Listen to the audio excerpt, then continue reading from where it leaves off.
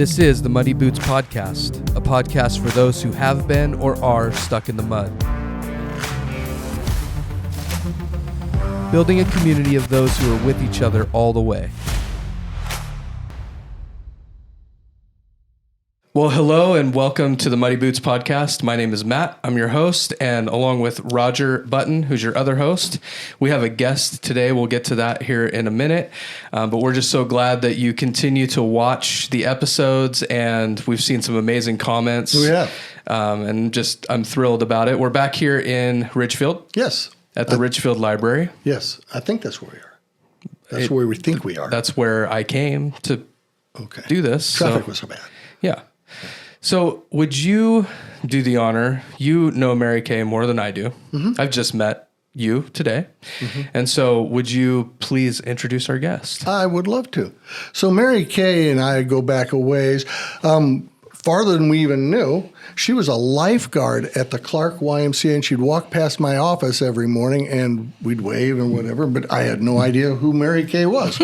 She was the person that sat in the stand and said, no running, right? Yeah. Blew her whistle, did all the fun stuff, and time goes by, and I come up to Ridgefield, and there she is. And she's the executive director of Main Street Pizza? No, Main Street what? Executive director of Ridgefield Main Street. That's right. It. Yes. Of Main Street in its entirety.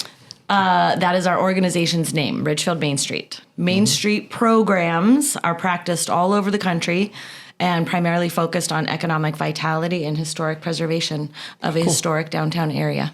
And that's what we have here in Ridgefield. And it's really cool. That is awesome. And she puts on some amazing events. We do. We do events. We do programs designed to support our merchants here in Ridgefield and promote community connections. Yeah. All right.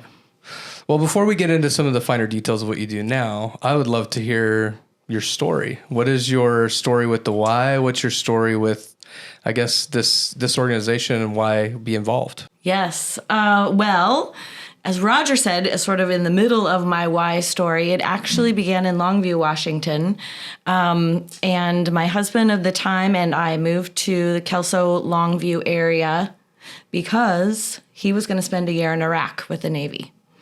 So in an effort to figure out what I was going to do with myself for that year he was gone, I found the YMCA. And what I thought I was going to do was find a place to maybe swim some laps. I've always been a swimmer, possibly meet a couple of people. And what I ended up with was a job teaching swimming lessons and really connecting with some friends that are lifelong friends. When it was time to leave Longview and come to Ridgefield, we had previously purchased some land in Ridgefield. When he got back safe and sound, we came down here, and I knew exactly that I needed to find the YMCA down here, get connected. I did swimming lessons and lifeguarding at the Clark Y, and that's where I met you. Yeah. And I loved it, and I did that job until I heard and saw about this opportunity with Main Street. Mm-hmm. So it was heartbreaking to leave the Y.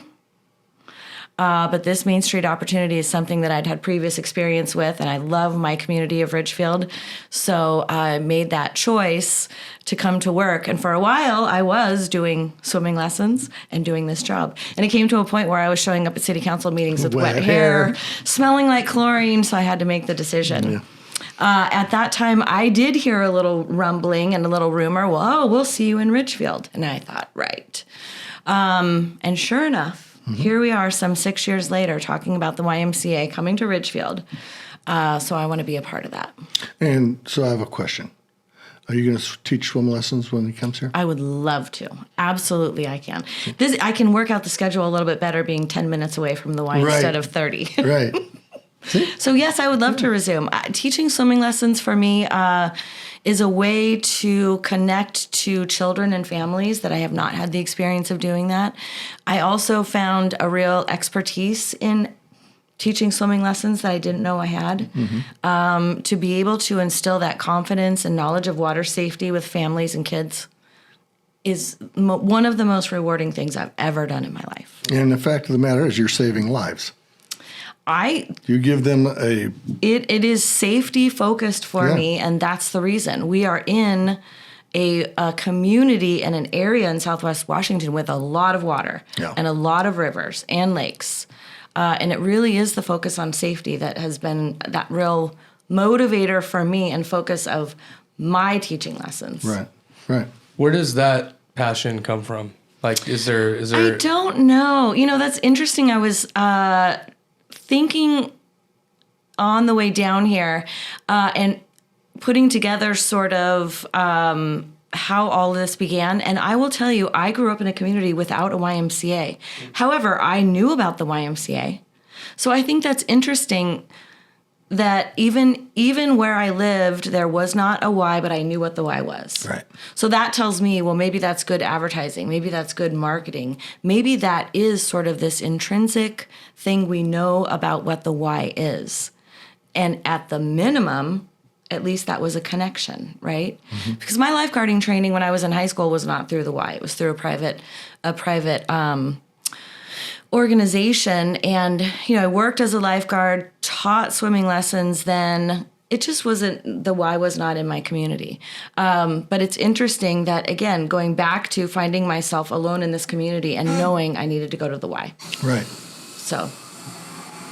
I'm going to pause there. It's got to be the bathroom. That was. I think that was the toilet. I mean, and we could keep it in because that's, that's real life. We could. There we go. I mean, we are here at the Ridgefield I would Library. edit that out. We are here at the Ridgefield Library in the study room next to the restroom. The restroom. The family restroom. Yes, at that. So I'll make a split. I'll make a decision in the moment. Mm-hmm. But so as far as the Main Street work that you do, talk a little bit about that and your passion around that. So it does feel, again, a little full circle to be a part of an organization in a community, a geographic area that places such high value on relationships, on partnerships. This was a small town 5 years ago. It's grown very fast, very quickly. But as a new organization, our Main Street organization, 6 years ago when I started, we relied a lot on partnerships and a lot on community support. We are a volunteer organization, nonprofit. So when we got going, we had a very small operating budget. And I really relied on establishing those relationships in order to get what we needed to do done. And that is like things like programs that support our merchants, that unify our merchants, that help them get to know each other so that they can be stronger, things like consistent hours for shopping in restaurants downtown. We do events designed to bring both families to downtown as well as more recently, a wider scoped event that's actually bringing a lot of people from Vancouver and greater Clark County to Ridgefield. We are not part of the city of Ridgefield, but we are a city partner, and we work very closely with the city and the port and the school district. Yeah, and it's very symbiotic. I mean, a lot of what Main Street does is the same thing that the Y does in a different vein. And it's a beautiful marriage between the two, I think. I think there are a lot of Ridgefield civic organizations that do have that community tie-in. Yeah. It just happens in a town of this size, but really still has that small town mentality. Mm-hmm. Mm-hmm. Neighbors helping neighbors, pitching in. Yeah. And the city, you alluded to this, the city has grown in the last 6 years, probably more than ever, but it's been like on a steady incline for a long time. So when I started this position 6 years ago, we based the population was about 8,000. We are now well over 14,000, on our way quickly to 20 within the city limits. What I can say is that the census 10-year, the population more than doubled. Wow. We have been the fastest growing city in the state of Washington 4 out of the past 6 years. Mm-hmm. And what do you say, what do you say speaks into that? Like, why do you think that's happening? A couple of reasons. I think that, again, because, well, number one, we have a great school district. Number two, the proximity to Vancouver and the Portland area. But we are not going to be, and we have not developed as a bedroom community, and I define that as a place where people drive home from work, sleep, and then drive out of town to go back to work. We have fully thriving businesses that are open every day during the week, and we have people that live near their home. We have people that live and work in Ridgefield and Vancouver. So we don't have those people that leave all day long. Right. And also I think there is, that geographically, this still looks like the country. Yeah, it does. This downtown is geographically unique, situated along a river, the waterfront, and it's at the end of a road. This is a downtown that you drive to, not through. Yeah. Right. Yeah. And so that presents challenges also. Yeah.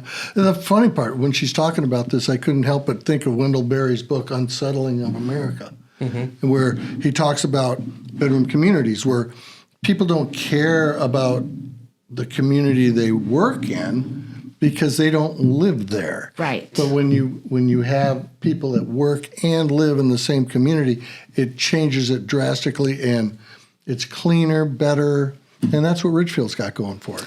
Yes, and we've been, I think, very fortunate for the last 20 years to have city councilmen and planners who really value what Ridgefield feels like, what it looks like, and really have tried to preserve that look, feel, sense, even with all of the development. Yeah. And there are great regulations for developers on, setting aside park space and preserving wetlands. So it doesn't look like your typical, really mass-produced homes. Right. Cookie cutters. They are, but they don't look like it all the time. What's interesting too is as I was even driving in, and I usually don't make it past the very first, where the grocery store is now and all the big the roundabout. Yeah. But even coming into the downtown area, it's very scenic. Yes. And then you get into downtown and it's very intimate. Like it doesn't feel the same as even that robust area. I think that's another thing that makes Ridgefield unique also. We are an exit off the freeway, and there is different development there. There's larger box stores there. There will be. But it's the feel of a freeway exit. A mile and a half in is our grocery store, supermarket, and those convenience things that you do to save time and save money. A little more franchise, but still small business and family owned. And then you get another mile and a half in here to downtown, which is all family owned and unique shopping and boutique shopping and different offerings. So there's different reasons to be at sort of those three stops of Ridgefield. Right. And that's why, again, I think that our downtown is increasingly popular and unique because, again, the location and that there are different things that you do downtown than you do at the other stops. Well, it's amazing with the 4th of July parade. Yeah. Holy cow. Is that a big deal? It's kind of a big deal. Yeah. Yeah, it's somewhere between 12 and 16,000 people come to our parade. That is, that's not even, so you said the population was 14, right? Yeah. So even somewhere more. around there. More. Yeah. Yeah. And, that's going to be in a transition. That parade's been going on for more than 20 or 30, someone's going to correct me, a long time. And what does it look like, now that we're really just, the parade is outgrowing itself. Mm-hmm. So we'll see. Yeah. There will be people that talk about that, and we'll see what that next sort of phase is and how that evolves. Yeah. There's a lot of talk about, what happens to downtown with all the development. A Costco is coming here. What happens when Costco comes? Well, again, people go to Costco for different reasons than they come to downtown Ridgefield. 100%. Yeah. So. Yeah. So what's the excitement like with the Y coming in and with these things? What have you heard? So here we go, growing to be like a real live city. It is not small town Ridgefield anymore. We have a lot of people moving in. With a lot of people and new residents, they come with, I won't say demands for services, but expectations of what is in this town, Right. of this size. Yeah. You go over about 10,000, and then you sort of start to expect, well, what was one of the first things besides the supermarket was like Starbucks. So after I think the city takes care of those basics, I think a really great vision was the bigger picture of a community center, a fitness center. We are a very outdoorsy community here. People walk and bike and kayak and run. We're a very healthy community. That's why I think it's been talked about for the last 20 years, really, the idea of a Y. So in this time of it seeming like a very new town and city, it makes sense.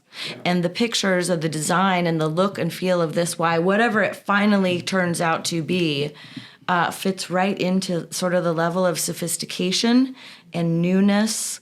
And again, it looks unique, which fits right in here. That's great.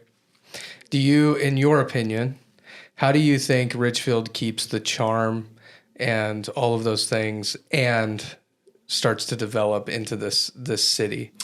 Again, I think it's been really good leadership by City Council, really paying attention to quality, a real passion for the city, and the fact that they have a Main Street program. There you go. Main Street programs exist to preserve that exact look, feel, ambiance. It's an asset to the city to have a Main Street program. Right. We provide a lot of value and can pay particular attention to the details of downtown that they're too busy for. Ridgefield's got a lot going on. The city is focused on housing development, commercial development, business park, other project, the Costco, Clark College, new fire station. There's a lot going on.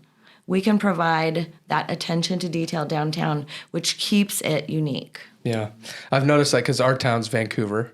So I've noticed that our Vancouver, in the same way, our downtown has kept a lot of its charm, probably for some of the same reasons. I don't know if there's a Main Street. I'm assuming there is. Yes. You have a Main Street program also. Vancouver and Camas. Yeah. And the three of us work together a lot. Yeah. Well, that's been an amazing thing. Yeah. Because as I feel like the sort of downtown Portland has sort of, been on a downward trajectory in a lot of ways, it's actually been to downtown Vancouver's benefit. Absolutely. Of like our waterfront now and all of these things. Oh, the waterfront. Yes. So I'm assuming and hopeful that the same thing's going to happen in Ridgefield, where the downtown area is just going to thrive.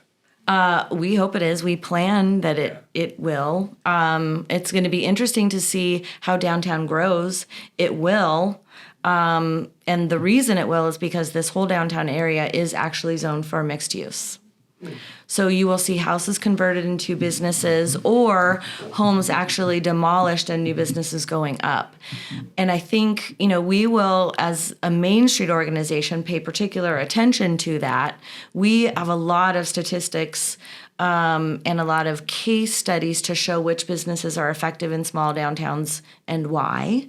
So we hope that we have a seat at the table and some influence to say, here's our vision for what downtown looks like as we grow and change. Very cool. And it's good to have a voice in there. Otherwise, you wouldn't, right? Right. And, to some extent, when the city sells property, it has some say. It can, make recommendations. It can wish for the type of development, but it's not guaranteed. Mm-hmm. So just that extra push of a Main Street organization can have a lot of influence on the shape of how it grows and changes. So personally, what's your favorite piece of history with Ridgefield? Oh, boy. I think I like... There's a lot of good stories, and I'm not a history expert. We have a lot of history experts Even around. if it's a building, like just something that sticks out. The story of Otis running for city manager, I think is a great story. And this is the story about the owner of the Ridgefield Hardware had a dog named Otis. And there was one year where there was a sort of a political battle between who was going to run for city manager. And somebody put Otis on the ballot. Yep. Did he win? He didn't win. I feel like that would have been the perfect ending to that story. And I don't even know all those the details of that story, but I'll tell you how stories like that get preserved and saved downtown. If you go to the hardware store, on the back of the hardware store, there is a mural of Otis. And we are going to follow that up with some historic storyboards that tell that story a little bit better than I can right here, along with some other stories. And that's another really important part of preserving a downtown culture and heritage, about sharing their stories, those stories, which actually makes me think of the why. Because I know that's also important too, about what makes the YMCA so unique and special, and it's that culture of sharing stories. So the connection just feels right for me. Yeah, it's very important. Very important to the why. And I'm going to push for Otis as the YMCA in Ridgefield. The motto or the mascot. We can have Otis as a mascot. Well, he's no longer with us. I know, but it doesn't matter. You got a picture. He can be with us in spirit. Yes. How long ago was this Otis fiasco? I don't know. So this is like someone's going to get me in trouble. This is like current history. No, it's not. Okay. It's this generation. It is 30 years ago. Okay. 40. Okay. I don't know. Yeah, I like that. I'm going to get in trouble for not knowing this story. I'm writing in Otis. I'll write in Daisy as the next mayor of Vancouver. Your dog? Yeah. Oh, okay. Why not? You could. Good. Go ahead. No, it's fine. You know, I'm amazed that it's almost, she's so well spoken that it's almost as if she had a radio show. I'm right here. I'm talking to him about you now. Well, so I guess that begs the question. Yes. Have you ever been on or had a radio show in your life?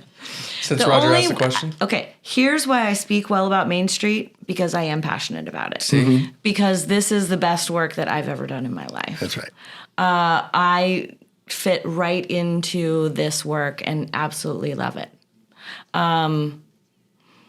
I came to Main Street work via Chamber of Commerce work.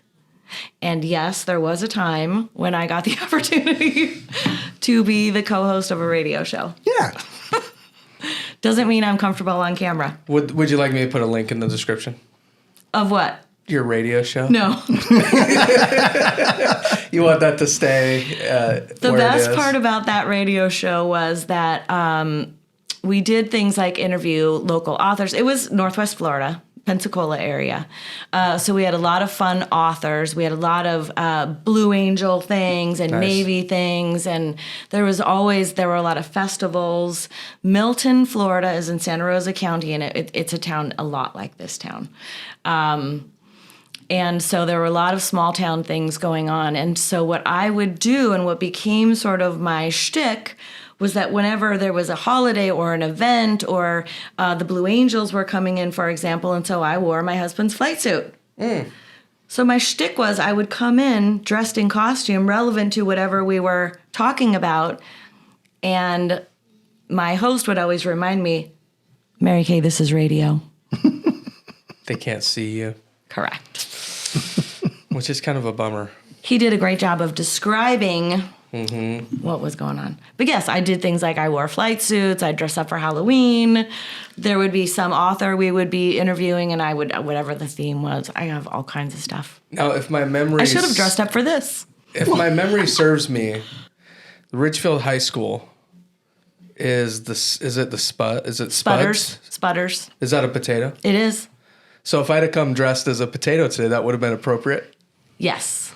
Roger, you should have told me that I could dress up on this podcast. I'm sorry. That would have been perfect. I think so. I would have kept an eye on you. I could have dusted off my potato suit. Yes. You could have. From the garage. Yes. And worn that. Yes. Would that be the first time either of you were called Mr. Potato Head? Yes? No. No? I'm not going to talk about might, that story. That might be a good time to wrap this thing up. You think so? Yeah. Okay. Unless, Mary Kay, do you have anything else you'd like to share? No, I appreciate this opportunity. And I, like I said, this project with the Y, yes, has some professional connections, but really is personal for me. Mm-hmm. There are values and culture and attitudes that a Y brings to the community that not only, I think both can be true, are needed here and fit in here, if that makes sense. Yeah. Yeah. It does. Especially with growth, right? Yes. Yeah. Yes. And I'm really excited, and I hope we get going soon. Yeah, me too. We will. No doubt. It's fun to be involved. Yeah. All right. Thank you both. Well, thank you. Thank you for being here. Thank you so much. So this has been the Mighty Boots. This is actually the end of season 1. This is the last episode of season 1, which means, and I know that we had this robust conversation in episode 7 about the names that we have to call our community. And so we're going to reveal that on episode 1 of season 2, which will come out in January. Oh, we have a cliffhanger. Yeah. So we're going to reveal the what you all are going to be called. That'll be fun, right? Yeah. Okay. Yeah. So for now, signing off. Mr. Potato Head. Happy New Year to you. And we hope and pray that it's going to be an amazing new year for you. We're excited about all the things to come in 2024. And like always, subscribe, share this podcast with people you know would love to hear it. And we love you so much. We'll see you next year. Goodbye.